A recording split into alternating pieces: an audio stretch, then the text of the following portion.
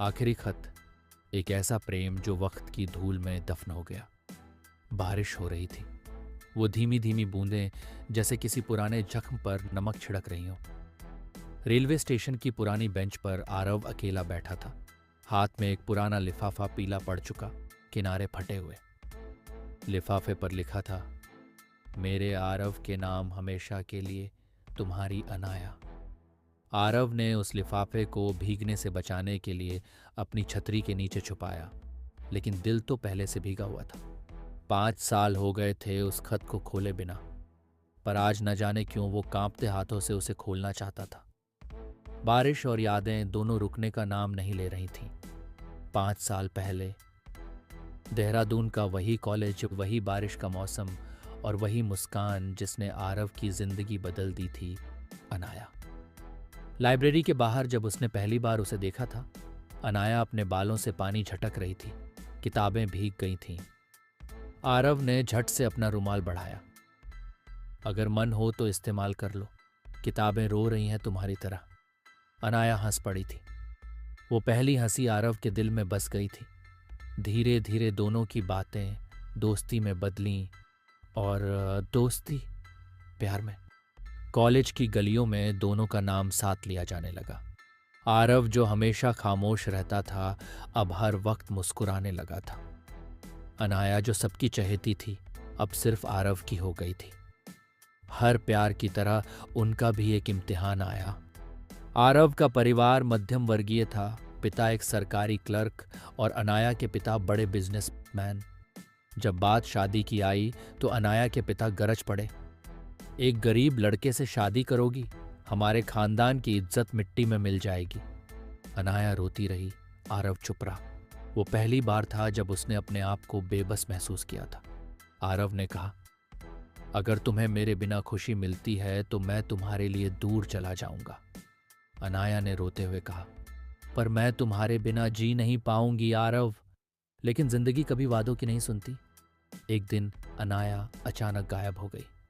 न फोन, न संदेश, सिर्फ यही खत छोड़ा, मुझे माफ करना आरव, मैंने बहुत कोशिश की, पर घर वाले मुझे तुम्हारे साथ नहीं जाने देंगे। मेरी शादी तय हो गई है, पर याद रखना, मैं जहां भी रहूंगी तुम्हारी रहूंगी, हमेशा।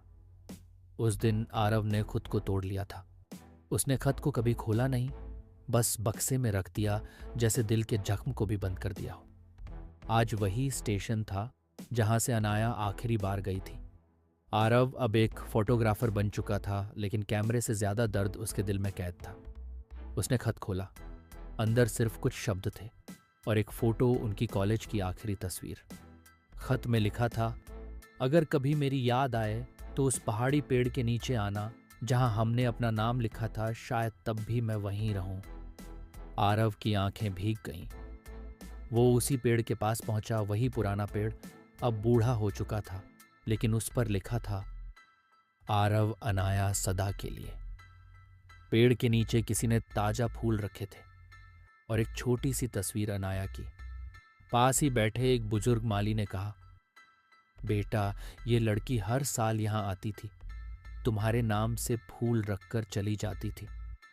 इस साल नहीं आई, सुना है अब वो नहीं रही।